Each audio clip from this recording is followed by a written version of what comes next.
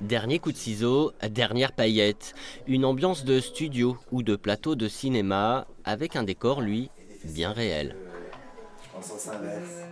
C'est magique, effectivement, le fait de pouvoir être face aux montagnes, à la neige, et de faire ce que j'aime, de mettre en beauté des talents. Je suis très heureux de participer pour la seconde année à ce festival.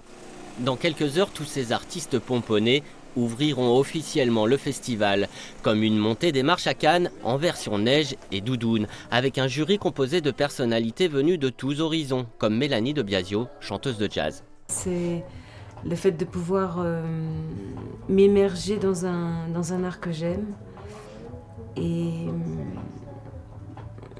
de ne pas avoir d'expérience en fait. J'aime rentrer, ne pas connaître.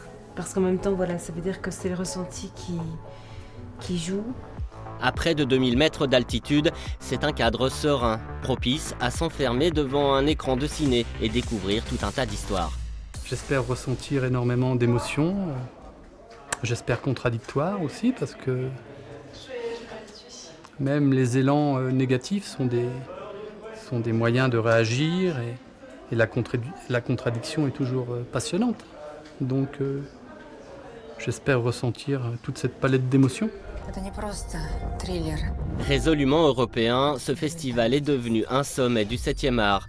L'année dernière, il aurait attiré 22 000 spectateurs selon ses organisateurs qui défendent une autre culture. Aujourd'hui, le cinéma européen, quand on prend les statistiques dans toute l'Europe, ça va être à peu près 10-15% des entrées.